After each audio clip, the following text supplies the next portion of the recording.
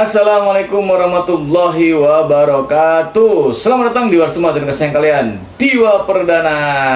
Oke guys ya, sebelumnya saya ingin mengucapkan taqabbalallahu minna wa minkum. Mohon maaf lahir dan batin ya. Jadi buat teman-teman semua, teman-temanku yang se-Islam dan juga seiman, saya ucapkan selamat merayakan Hari Raya Idul Fitri ya. Dan juga saya di sini secara khusus saya ingin meminta maaf kepada teman-teman semua, yaitu para subscriber Diwa Perdana, dimana saya selama ini pasti banyak banget kesalahan, baik itu secara perkataan, perbuatan, atau mungkin perilaku yang kurang menyenangkan ke teman-teman semua. Mohon maaf yang sebesar-besarnya ya guys ya, jadi tolong dimaafkan ya guys ya. Saya sadar lah, selama saya menjadi seorang content creator selama setahun ini gitu ya, pasti banyak hal yang mungkin menyakiti perasaan kalian, dan juga mungkin juga bisa jadi membuat kalian sedikit kecewa gitu. Salah satunya ketika pas mabar Mobile Legends ya, itu paling kerasa lah. Banyak teman-teman yang tidak kebagian antrian, akhirnya pada kecewa lah pastinya ya. Jadi saya mohon maaf ya guys ya. Kemudian untuk teman-teman semua yang sudah pernah membuat saya mungkin kecewa, sakit hati gitu, yang membuat saya marah gitu, insya Allah semuanya sudah saya maafkan ya. Jadi kita mulai dari nol lagi ya teman-teman ya.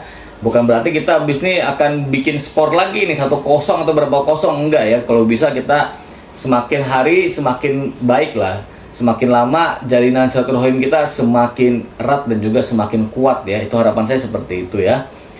Oke guys, jadi pada kesempatan kali ini mau ngapain? Ini sebagai penutup dari kajian gamer Islami kita ya. Jadi di sini saya cuma sekedar hanya ingin berbagi atau bercerita saja tentang apa? Kalau di zaman sekarang tuh sebutannya spiritual journey ya. Perjalanan spiritual saya nih ya, untuk mengenal Islam dan juga memilih agama Islam sebagai agama yang saya percayai sampai sekarang ini ya. Loh, kan Bang Diwa dari dulu udah muslim. Iya, memang saya secara lahir itu sudah muslim, alhamdulillah guys. Itu suatu keberkahan sendiri ya, itu suatu keuntungan saya sendiri gitu loh. Karena ketika saya lahir sebagai muslim dan ternyata sampai sekarang saya tetap memilih agama Islam sebagai agama yang saya yakini benar ya. Oke, jadi begini ya guys ya. Karena tidak sedikit orang itu ada juga yang mereka itu ketika lahir sebagai muslim, tapi ternyata ketika dia dewasa dia tidak yakin agamanya ini benar. Akhirnya dia pindah lah ke Kristen, atau mungkin dia pindah ke Katolik, atau mungkin ke Buddha, ke Hindu dan lain sebagainya. Begitu pula sebaliknya, ada orang yang di luar Islam ketika dia sudah dewasa, sudah dia besar, kemudian dia ngerasa ada yang janggal dan juga salah dengan agamanya, akhirnya mereka pindah ke agama Islam. Ya, beberapa kasus contoh yang dekat-dekat ini ada kayak Bobon Santoso, Dr. Richard Lee, sama Stephen Wongso ya. Walaupun ini desas-desusnya masih banyak simpang siur ya, masih banyak kontroversi, tapi kita nggak boleh menjudge ya guys ya. Bagi kita sendiri tidak boleh menjudge sesuatu hal yang kita tidak tahu guys. Yang kita tahu secara zahir itu mereka bertiga ini sudah mengucapkan syahadat, dan mereka juga bertiga sudah menyatakan keislamannya. Perkara nanti setelah itu mereka tiba-tiba kembali lagi ke agama mereka yang sebelumnya, yaitu urusan mereka guys, nggak ada masalah. Tapi setidaknya sampai saat ini mereka sudah menyatakan bahwa diri mereka itu sebagai seorang muslim dan sedang belajar agama Islam. Kita dukung saja dan kita doakan semoga mereka istiqomah dan juga pada akhirnya benar-benar menjadi seorang muslim yang baik ya. Oke guys, jadi gini ya guys ya ceritanya. Ini dari mana sih kok bisa bang? Ya seperti teman-teman tahu ya, saya lahir itu di Cianjur, Jawa Barat, yang dimana mayoritas di kota tersebut itu 99% ya itu beragama Islam. Jadi cuma ada 1% yang beragama lain guys ya. Nah, termasuk setelah saya ketahui belakangan, itu ada teman saya yang ternyata dia itu termasuk minoritas dan paling minor. Kenapa? Karena ini saya bukan rasis ya guys ya, tapi saya menceritakan tentang kejadian di waktu itu waktu masih kecil ya. Jadi teman saya ini, yang satu orang ini, dia tuh udah Cina, dan saya rasa dia beragamanya bukan beragama Islam gitu ya. Karena ketika saya masuk ke rumahnya, yaitu ada foto-foto dewa-dewi gitu ya, yang setelah saya tahu sekarang kan itu kayaknya dewa-dewinya orang-orang entah Buddha, entah Konghucu, saya juga kurang paham. Juga ada hiyo juga, dan juga ada jimat-jimat, mantra-mantra bertuliskan aksara Cina itu kan. Nah, jadi saya rasa ini kayaknya bukan muslim setelah sekarang dewasa. Tapi kan saya udah nggak pernah ketemu lagi sama orangnya, jadi saya nggak pernah tahu dan saya nggak pernah tanya. Cuman permasalahannya mungkin karena zaman dulu itu bisa dibilang toleransinya cukup gede ya guys ya. Beda dengan zaman sekarang ya. Jadi zaman dulu teman saya yang Cina ini, walaupun dia bukan beragama Islam, itu ketika kita ngaji ya dia juga ikut ngaji guys. Dan ketika kita ke masjid, dia juga ikut ke masjid gitu loh. Bahkan kita samperin ke rumahnya. Jadi tradisi zaman dulu anak-anak itu ya, sebelum kita ke surau, dulu kan namanya surau ya, bukan masjid ya. Dulu ketika kita mau ke surau untuk ngaji sama sholat maghrib, itu biasanya kita ngunjungin temen satu-satu tuh. Kita panggil tuh ya. Misalkan namanya si Ahong gitu. Ahong gitu. Ahong, ke masjid yuk gitu, ngaji yuk gitu. Nanti dia keluar tuh, iya tunggu gitu. Dia keluar udah pakai sarung dan udah pakai peci, udah pakai baju koko gitu kan. Jadi secara otomatis kan kalau boleh dibilang orang tuanya support gitu ya. Akhirnya kita berangkat tuh bareng tuh ke surau gitu, kita ngaji bareng, kita sholat bareng gitu. Yang setelah belakangan, setelah saya pikir-pikir kayaknya dia dulu bukan muslim deh gitu kan. Nah, jadi di sinilah guys ya. Jadi pertama kali waktu kecil itu justru ya apa, jujur aja guys ya, secara framing gitu ya. Framing saya itu seluruh dunia ini itu adalah muslim juga guys ya. Jadi saya ngerasa semua orang beragama Islam, semua orang menjalankan syariat Islam, dan kita inilah yang posisi masih kecil ini sedang dilatih, diajarkan biar nanti ketika gede kita menjadi seorang muslim yang baik. Itu mind frame saya waktu dulu kecil seperti itu guys. Framing saya seperti itu ya. Dari keluarga, apalagi termasuk keluarga ya boleh dibilang Islamnya taat lah ya. Gitu dibandingkan yang lainnya gitu. Jadi sehingga saya berasa oh ini semuanya muslim nih, nggak ada yang nggak muslim. Karena emang kebetulan 99% muslim. Nah, mulai ada keanehan tuh ketika saya masuk TK gitu. Ketika saya masuk TK, ini ada perbedaan nih antara yang diajarkan di TK saya sama yang diajarkan sama kiai saya gitu. Karena waktu dulu kan di Cianjur itu mayoritas NU guys ya. Dan saya juga baru tahu belakangan kalau ada NU sama Muhammadiyah nih. Dulu waktu kecil saya taunya Islam ya cuma satu doang gitu. Keanehannya seperti apa? Ya kalau misalkan di TK saya itu diajarkan ketika habis sholat ya kita langsung berdoa gitu. Berdoa masing-masing gitu kan. Sedangkan kalau dari tempat saya, di lingkungan saya sendiri, itu ketika habis sholat itu tuh kebiasaannya adalah kita salaman guys. Dan salamannya tuh nggak cuma kiri kanan doang, tapi depan belakang juga. Sepanjang mana tangan kalian bisa ngejangkau orang, nah sepanjang itu pula kalian harus salamin orang-orang tersebut gitu. Dari situ tuh sempat aneh gitu loh. Dan juga sempat bingung, karena notabene saya itu kan termasuk introvert ya. Jadi otomatis kalau hal seperti itu tuh kayak gimana ya, kita segan juga gitu kalau mau nyalamin. Apalagi orangnya kalau orang gede gitu kan, orang dewasa lebih tua daripada kita, ketika kita mau ngajak salaman itu kayak ada rasa-rasa cemas atau gimana lah gitu ya.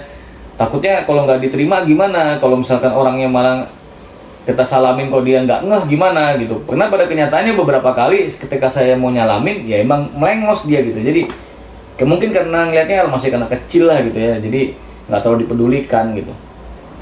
Nah banyaklah beberapa hal yang saya rasa antara yang diajarkan di TK saya sama di surau gitu ya, itu kok berbeda gitu. Ternyata setelah saya tahu, itu pun dikasih tahunya setelah saya agak cukup dewasa guys, sudah remaja itu baru dikasih tahu. Kalau dulu ternyata saya TK-nya TK Aisyah. Pantesan kok beda gitu ya. Di situ saya bingung guys, jadi aja. Awalnya sih masih belum shock ya, karena waktu itu mama bilangnya ya emang kayak gitu lah, pokoknya diikutin aja lah, yang diajarin diikutin ya udah.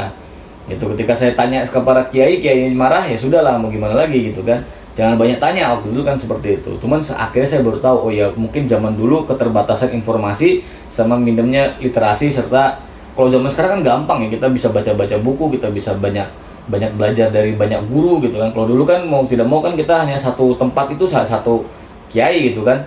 Sedangkan saya yakin belum beberapa orang mungkin memang untuk kajian keislamannya bisa dibilang kurang gitu kan. Tidak semuanya seperti itu, tapi ada beberapa pasti yang kurang gitu, sehingga pada ketika ada yang nanya ya mungkin dia akan kesulitan untuk menjawab gitu. Beda dengan sekarang. Kalau sekarang ketika kita bingung kita tinggal tanya AI aja. Lebih mudah ya guys ya. Nah jadi seperti itu guys. Jadi waktu TK, waktu saya kecil, SD saya bingung deh ya, ini kenapa gitu, ada yang kok ada berbeda seperti ini. Kemudian pindahlah saya ke Semarang, lebih kaget lagi guys. Ketika di Semarang saya kagetnya kenapa?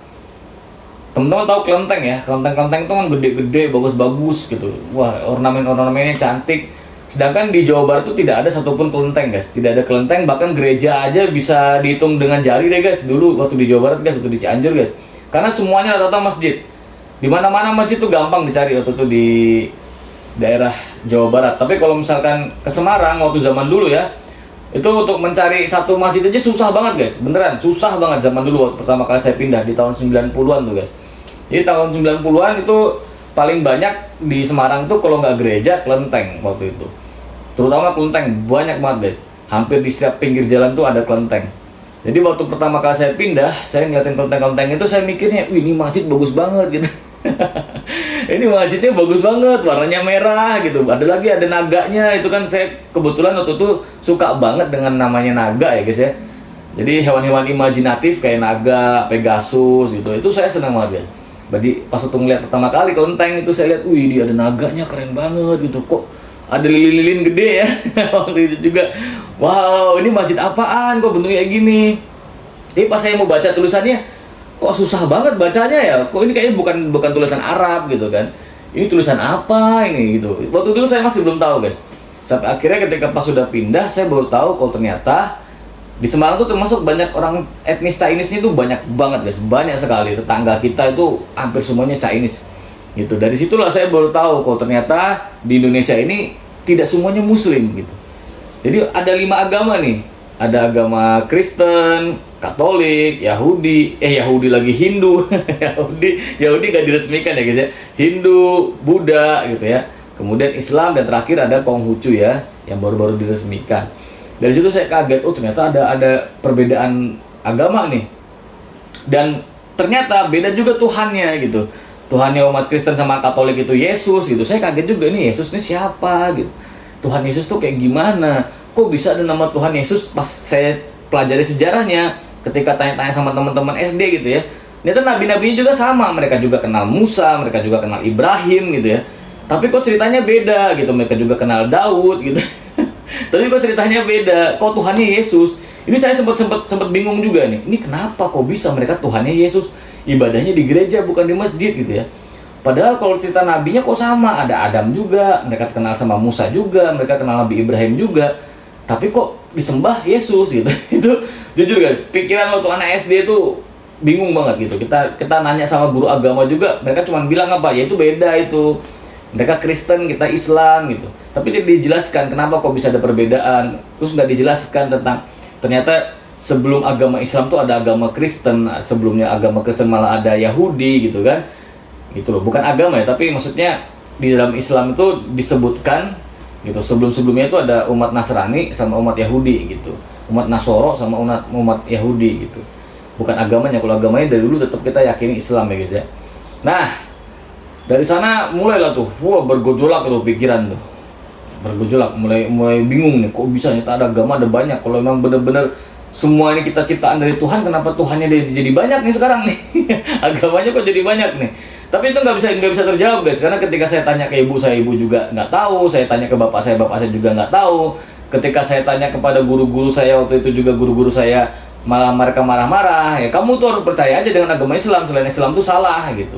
Cuman gitu doang gitu, tanpa diberi pengetahuan lebih gitu kan tentang spesifikasinya kenapa kok kita harus meyakini agama Islam itu sebagai agama yang benar gitu. Nah, dari situ pertanyaan banyak sekali muncul gitu dan lain sebagainya ya. Itu masih belum selesai guys, sampai pada akhirnya ketika saya diminta sama ibu saya suruh milih antara sekolah umum atau sekolah pondok, nggak tahu kenapa hati saya itu tetap pengen mondok gitu. Pikirannya cuma satu sih guys, bukan karena agamis enggak, tapi karena bisa jauh dari orang tua, saya bisa main gitu. Jadi nggak perlu diawasin. Saya mikirnya cuma gitu guys, sesimpel itu guys beneran. Saya mikirnya waktu itu kan diceritain kalau di pondok tuh kita bakal bareng sama temen-temen, tidur juga sama temen-temen gitu ya, di lingkungan sama temen-temen, tidak ada orang tua yang ngejaga, yang ada paling para ustadz dan lain sebagainya. Saya mikirnya wah ini bisa main seharian nih. Saya cuma mikir gitu guys, beneran guys. Ketika pertama kali suruh mondok, saya cuma mikirnya, wah aku bisa main seharian nih tanpa ditegur sama ibu saya, tanpa dimarahin sama orang tua gitu mikir saya. Karena apa? Ini teman-teman semua kan di satu lingkungan, berarti kita bisa main terus nih. Wah asik banget nih gitu. Akhirnya berangkatlah saya di pondok, yaitu di salah satu pondok di Yogyakarta. Nah disitulah saya baru mulai belajar banyak hal ya. Salah satunya saya baru tahu kalau ternyata ada NU dan Muhammadiyah ketika saya sudah masuk di pondok pesantren. Kenapa? Karena saya mondoknya di pondok Muhammadiyah. Dari kecil saya NU sampai kelas 6 SD saya di NU guys. Tiba-tiba SMP ibu saya masukkan saya ke pondok Muhammadiyah. Dan dari situ saya baru kaget ya. Saya baru tahu kalau ternyata keluarga besar saya yang di Bali, selain mereka masih beragama Hindu, tapi juga saudara-saudara saya yang muslim ternyata sana menganut aliran Muhammadiyah guys gitu ya. Jadi menganut organisasi Muhammadiyah. Itu baru saya kaget juga lah, ternyata dari dulu keluarga saya Muhammadiyah gitu. Padahal setahu saya keluarga saya itu NU gitu. Karena di Jawa Barat itu kan NU rata-rata kan. Itu keluarga besar saya yang di Jawa Barat juga rata-rata pahamnya itu paham NU guys, bukan Muhammadiyah. Ternyata dari Bali itu berbeda. Yang dari Bali malah Muhammadiyah gitu ya. Apakah bentrok atau enggak? Itu tinggal tergantung kita menyikapinya aja. Karena ternyata ketika pas saya masuk ke Pondok Muhammadiyah ya, itu namanya Pondok Mualimin, itu banyak hal yang berbeda guys. Dari mulai tata cara wudhunya itu juga beda gitu kan. Apalagi ketika pas sholatnya itu juga sempat kaget juga gitu. Terutama ketika pas waktu ada apa tuh namanya tes sholat ya, tes bacaan sholat. Karena kan biasanya kan setiap ujian gitu ya, setiap ujian mau kenaikan kelas itu kita selalu ada tes ujian sholat. Nah ketika itu satu persatu dipanggil tuh ya. Dan saya kebetulan di nomor 25. Jadi nomor urut saya itu 25 guys. Waktu SMP ya. Satu persatu dipanggilin maju. Nah itu bacaannya beda guys. Saya sempat kaget juga, kok bacaannya beda. Ini yang dibaca apa gitu ya. Nggak familiar saya gitu. Karena dulu ketika pas waktu saya TK sampai saya SD, itu ketika bacaan sholat ya saya pakai kabiro walhamdulillahi katsiro wa subhanallahi bukrata wa asila gitu ya, sampai terakhir gitu. Kemudian ketika ruku subhana rabbiyal a'la wa bihamdihi gitu ya, sampai terakhir gitu. Dan ternyata teman-teman saya pakai Allahumma ba'id baini wa baina khotoyaya kama ba'atta. Wah, ini apalagi berarti kok beda nih bacaannya. Saya udah deg-degan guys, deg-degan. Tapi saya ngerasa, masa nggak ada sih dari 25 siswa ini ya, nggak ada yang sama kayak saya. Dan ternyata apa guys, 24 siswa sebelum saya semuanya bacaannya Allahumma ba'id baini. Di situ saya bingung, aduh gimana ini. Akhirnya ketika pas saya disuruh maju, saya memberanikan diri ngomong ke Ustadz. Mohon maaf Ustadz gitu, kenapa? Ini bacaan saya beda gitu, saya bilang kayak gitu. Nggak sama seperti teman-teman yang lain. Teman-teman yang lain itu pakai Allahumma ba'id baini. Saya kok baru denger gitu. Nah, biasanya kayak gimana bacaannya? Biasanya saya pakai kabiro Ustadz, gimana? Oh ya udah nggak apa-apa. Kau bacanya dengan kabiro sampai terakhir. Iya, lengkap ya, nggak apa namanya, nggak campur-campur. Enggak Ustadz, lengkap. Ya udah, kalau gitu coba dibaca. Akhirnya saya baca lah itu pakai kabiro sampai selesai gitu. Ketika sampai selesai ya nggak dimarahin dan juga nggak disalahin, ya udah bagus gitu, udah lulus gitu. Jadi seperti itu ya guys. Jadi ternyata nggak ada masalah gitu di kalangan Muhammadiyah pun. Ketika kalian menggunakan muamalah NU ya nggak ada masalah sebenarnya. Karena waktu itu saya sampai kelas 6 SMA ya, atau kelas 3 aliyah lah sebutannya waktu itu ya. Kelas 3 aliyah itu saya masih menggunakan kabiro sampai akhirnya saya memutuskan ketika mau menjelang kelulusan saya ubah menjadi Allahumma ba'id baini gitu ya. Jadi saya menggunakan Allahumma ba'id baini serangkaian sampai terakhir. Alasannya kenapa? Alasannya karena di kelas 3 aliyah itu kita sudah diajari namanya hadis dan juga ilmu hadis. Dan juga ada namanya kitab Riyadhus Shalihin. Jadi di situ pedoman lengkap lah, kamus lengkap tentang masalah ibadah, semuanya dari semua di situ. Tentang tata cara Nabi sholat dan sebagainya, dan juga kenapa kok bisa ada dua perbedaan atau dua versi bacaan sholat, juga semuanya ada di kitab itu. Dari situ saya akhirnya baru tahu gitu, oh ternyata kalau Allahumma ba'id baini ini memang langsung diajarkan oleh Rasul. Jadi Rasul yang menyampaikan kepada para sahabat beginilah bacaan sholatnya. Sedangkan untuk kabiro sendiri itu ada sahabat yang waktu itu ketika sholat membaca bacaan tersebut. Rasul dengar, ketika Rasul dengar ternyata malaikat turun dan juga mencatat bacaan sholat tersebut. Sehingga Rasul menyatakan waktu selesai sholat, menyampaikan, siapa tadi yang bacaannya kayak begini. Saya ya Rasulullah. Nah itu bagus karena malaikat mencatat bacaan sholat. Maka bagi siapapun yang ingin menggunakan bacaan sholat tersebut, itu boleh, diperbolehkan sama Rasul. Nah tapi saya, kecenderungan hati saya mengatakan ya sudah, saya tak ngikutin apa yang sudah diajarkan oleh Rasul, yaitu menggunakan Allahumma ba'id baini. Tapi kalau misalkan kalian mau menggunakan kabiro juga nggak ada masalah guys. Jadi nggak usah terlalu diperdebatkan. Itu perbedaan yang tidak perlu diperdebatkan karena dua-duanya memiliki hukum yang jelas dan juga diperbolehkan oleh Rasulullah SAW. Gitu. Dari situ saya kaget gitu. Oh ternyata Islam sendiri aja secara dohir ini di Indonesia ada dua ya, NU sama Muhammadiyah. Ini kalau kalian bawa ke Arab ini nggak bakal tahu mereka tuh NU sama Muhammadiyah nih ya. Dan selain itu ada yang lebih besar lagi, yaitu ada Syiah dan Sunni. Wah, itu lebih pusing lagi ketika pas pertama kali diajarkan tentang perpecahan Islam di zamannya Ali bin Abi Thalib.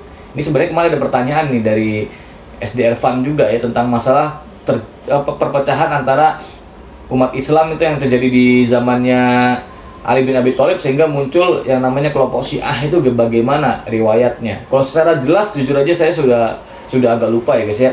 Karena itu dulu waktu masih SMA saya pelajari, dan sekarang ya pasti udah banyak lupanya guys. Cuman garis besarnya aja yang saya tahu gitu, perpecahannya terjadi karena apa gitu kan.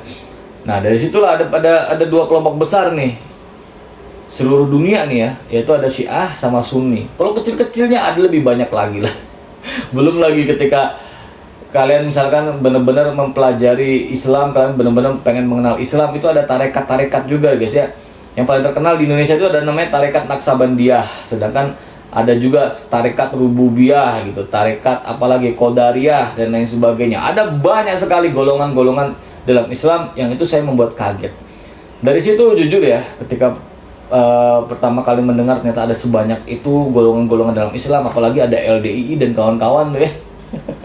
Itu lebih bikin shock lagi gitu. Masjid LDII beda dengan masjid-masjid yang lain gitu. Ketika kita datang kita pasti dipel gitu kan. Kamar mandinya juga bentuknya lain ya. Jadi ada air mengalirnya gitu. Itu pokoknya kelompok-kelompok Islam yang justru membuat kita tuh jadi semakin bingung gitu. Loh, ini Islam tuh yang bener yang mana ini? Kok ternyata ketika pas kita lihat Islam itu sendiri itu ada banyak macamnya gitu, ada banyak varian gitu ya. Emang dikira kopi gude gitu, punya varian rasa gitu ya. Tapi memang pada kenyataannya kita perlu akui guys, umat Islam sendiri itu terpecah jadi banyak berbagai macam golongan ya, berbagai macam kelompok gitu, kelompok-kelompok kecil lah gitu. Kelompok besarnya kan dinaungi oleh NU sama Muhammadiyah, tapi kelompok-kelompok kecilnya ada banyak banget. Dari situ akhirnya saya bingung, wah ini kayaknya salah nih Islam nih ya. Nah, mulailah saya mempelajari beberapa agama-agama lain gitu ya. Walaupun tidak langsung bertanya kepada pemuka agamanya ya. Saya nggak datengin pendeta, saya nggak datang ke gereja dan lain sebagainya. Saya cuma baca kitab-kitab aja. Itu pun bacanya bukan baca secara letterlek semuanya saya baca, enggak sih, cuma beberapa aja. Terus salah satunya ya, karena saya waktu itu tinggalnya di kompleks yang mayoritas Cina, itu saya pernah dikirimi Bible. Entah Bible-nya masih ada nggak sampai sekarang ya. Warnanya biru guys. Ukurannya sekitar segini lah ya. Itu dikirimin Bible karena dikiranya saya orang Cina gitu loh. Jadi dikirimin itu mungkin itu program misionaris ya. Waktu itu dikirimin Bible itu suruh dibaca, terus ada tulisan Arab juga, Aba Ana gitu, yang artinya itu Bapak kami. Setelah saya tahu ternyata Bapak kami, ini Bapak kami itu maksudnya siapa? Ya itulah Tuhannya orang-orang Kristen kan gitu. Jadi kalau teman-teman dapat kaligrafi Aba Ana itu bukan dari Islam guys, tapi itu dari Kristen ya, artinya Bapak kami. Bapak kami siapa ya? Bapak kami di surga kan gitu. Oke, saya baca itu Bible-nya beberapa, terus juga kita juga pernah diskusi masalah umat Buddha ya, gitu, umat Buddha tuh kayak gimana. Nah, salah satunya kalau misalkan kalian pengen lihat ya, kayak Journey to the West gitu kan, itu kan cerita tentang pencarian Tong Samcong dan juga murid-muridnya untuk mencari kitab suci ya, kira-kira nggak jauh berbeda seperti itu. Dan bagi orang-orang Buddha sendiri itu untuk ketuhanan itu nggak terlalu penting lah, tapi yang penting itu apa? Yang paling penting itu sosialisasi kita terhadap manusia gitu. Jadi karma kita terhadap manusia. Kalau kamu berbuat baik maka kamu akan mendapatkan karma baik, tapi kalau kamu berbuat buruk maka kamu akan terkena karma buruk gitu. Beda dengan agama Samawi ya. Agama Samawi itu sangat Tuhan banget. Apa-apa bawa-bawa Tuhan. Apa-apa ada nama Tuhan gitu ya. Perang aja diatasnamakan Tuhan kan kayak gitu. Itu agama Samawi ya. Makanya agama Samawi ini ya yang paling gencar ya. Ada Yahudi. Kalau Yahudi ini masalahnya agama eksklusif ya, tidak semua orang bisa masuk guys, kecuali kamu keturunan orang-orang Yahudi. Maka tinggal dua agama nih, yaitu agama Kristen. Kristen ini ada Katolik sama Protestan, dan terakhir Islam. Ini adalah agama misi. Tiga-tiganya ini agama misi, jadi mereka akan terus berdakwah dan juga menyebarkan tentang pemahaman agama mereka kepada siapapun.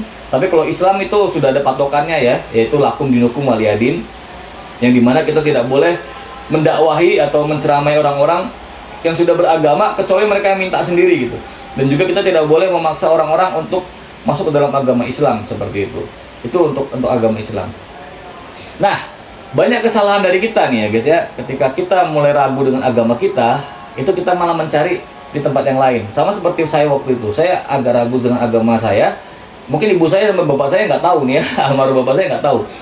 Kalau ternyata saya tuh pernah baca-baca kitab Bible. Saya pernah baca-baca tentang sejarahnya Siddhartha Gautama gitu. Saya pernah tertarik dengan agama-agama lain di luar Islam gitu ya.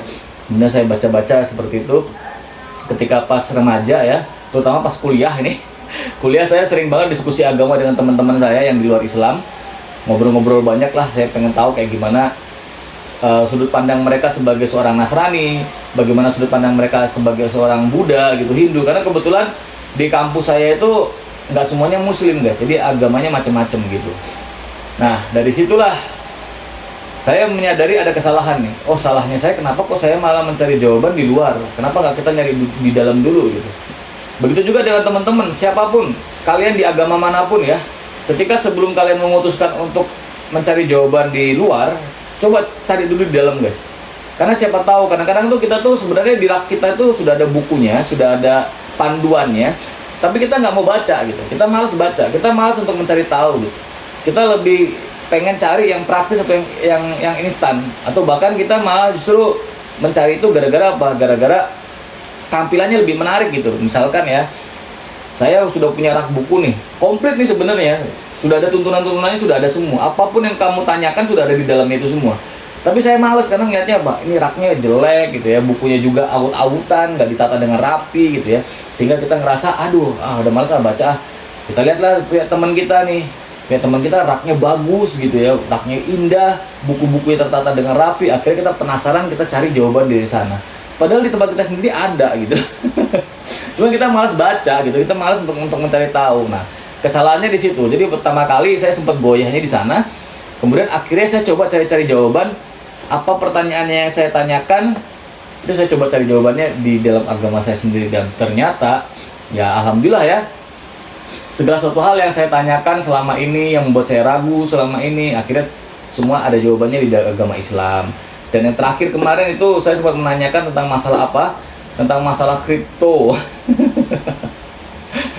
Kripto sama mystery box ya guys ya, mystery box. Itu dulu saya tanyakan kepada, pokoknya saya ketika ketemu dengan Ustadz, saya pasti akan dialog dan saya pasti akan tanyain pertanyaan-pertanyaan yang masih ganjel. Saya juga sendiri belum yakin dengan apa namanya, ijtihad saya sendiri, maka saya coba bertanya kepada mereka. Dan terakhir kemarin ketika pas saya tanya masalah kripto dan juga masalah mystery box, barulah itu, oh ternyata sudah ada jawabannya, oh ternyata begini jawabannya. Jadi seperti itu ya guys ya. Itu dia perjalanan saya selama ini, dan jujur banyak hal yang membuat saya itu dulu tuh ragu, bingung. Karena apa ya? Karena tadi begitu banyaknya golongan, begitu banyaknya kelompok dalam Islam. Tapi akhirnya saya bisa menemukan Islam itu secara utuh, secara kafah. Melalui apa? Sebenarnya paling gampang tuh melalui Al-Quran guys. Karena sudah jelas ya dalam Al-Quran Allah sendiri menyebutkan inna dina indallahil Islam. Bahwasanya agama yang benar di sisi Allah itu hanyalah Islam. Jadi selain Islam itu tidak benar guys. Jadi kalau misalkan kalian mau ngotot sebagai orang Muhammadiyah, ini yang paling benar, ya juga salah gitu. Orang NU juga mengatakan mereka ini yang benar, juga salah. Karena dalam Al-Quran sudah jelas loh, bukan NU, bukan Muhammadiyah, tapi apa? Islam. Jadi kembalilah kepada Islam. Jadi jangan pernah kalian mengelompok-kelompokkan diri, jangan pernah kalian mengotak-otakkan diri, mentang-mentang aku NU terus aku serak duluran ke wong Muhammadiyah gitu. Mentang-mentang aku wong Muhammadiyah terus aku nggak rak gelem duluran ke wong NU gitu. Padahal sebenarnya antara NU dan Muhammadiyah ini sama-sama Muslim. Itu kan miris banget gitu loh. Hanya karena kelompok, hanya karena firqoh, hanya karena golongan kalian masing-masing, akhirnya kita terpecah belah gitu. Dan itu lebih mudah untuk kita diadu domba gitu guys. Karena apa ya? Tinggal diadu domba dikit aja sama orang. Wah kayak wong Muhammadiyah ngelek-ngelek wong NU kayak gitu. Wah orang NU langsung banzernya muncul semua tuh. Langsung sikat ganyang Muhammadiyah. Itu juga sebaliknya, Muhammadiyah diomongin, wah kayak wong NU ngelek-ngelek wong Muhammadiyah gini. Wah ganyang NU gitu. Padahal sebenarnya kita sama-sama saudara gitu loh. Kita sama saudara Muslim. Jadi buat apa kita bertikai, buat apa kita bertengkar, ketika ada perbedaan, maka cobalah untuk kali kita sama-sama bermuhasabah, sama-sama kita saling bertemu gitu loh, bermuajahah gitu. Kita nanya, kenapa kok kamu berbeda? Apa? Kenapa Muhammadiyah kira gelem diajak tahlil? Bro, kowe ngopo ora gelem diajak tahlil, bro? Kasih tahu jawabannya, bro. Kita datanglah, diskusi lah, ngobrol lah, dialog lah gitu. Kemudian ketika dia sudah menyampaikan, ya sudah kita terima aja gitu loh. Karena pada kenyataannya antara tahlil dan tidak tahlil itu semuanya sama-sama boleh gitu. Yang nggak boleh itu ya kalau kamu nggak sholat. Gitu aja. Jadi seperti itu ya. Jadi kalau ada apa-apa tuh rembuk lah, kita musyawarah lah. Karena kan memang harusnya seperti itu gitu lah. Nah dari situ ya. Kalau kita memang melihat Islamnya, Islam tuh sangat berkecamuk, sangat bergejolak. Kalian akan bingung. Pertama kali masuk ke dalam agama Islam pasti kalian akan bingung seperti di hutan rimba. Karena apa? Ada begitu banyak sekali golongan serta kelompok-kelompok dalam Islam. Tapi ketahuilah Al-Quran itu jawabannya. Al-Quran dan Sunnah itu jawabannya. Kita kembali lagi ke sana. Jadi jangan pernah berpedoman ke yang lain-lain lah. Balik lagi ke pedoman kita yaitu Al-Quran dan Sunnah. Insya Allah di situ kita sudah menemukan semua jawaban tanpa perlu mencari jawaban yang lainnya. Oke, jadi itu aja guys ya. Hari ini semoga bermanfaat bagi teman-teman yang Islam. Semoga akan semakin kuat keislamannya. Yang jelas satu lagi guys, saya ingatkan, kalau kalian mulai ragu terhadap agama kalian, carilah dulu di agama kalian ya. Tanyakanlah lebih dulu kepada orang-orang yang menurut kalian layak untuk kalian tanyakan. Tanyakan lebih dahulu kepada orang-orang yang menurut kalian lebih pintar daripada kalian. Nah, maka di situ kalian akan bisa menemukan jawaban yang luar biasa ya. Karena saya sendiri sampai sekarang masih terus berburu, sampai sekarang juga saya masih terus belajar. Ketika ada hal-hal baru yang saya sendiri bingung untuk menjawabnya, maka saya akan bertanyakan kepada orang-orang yang lebih tahu daripada saya guys. Karena mau bagaimanapun di atas langit masih ada langit. Wabillahi taufiq hidayah, semoga bermanfaat. Wassalamualaikum warahmatullahi wabarakatuh.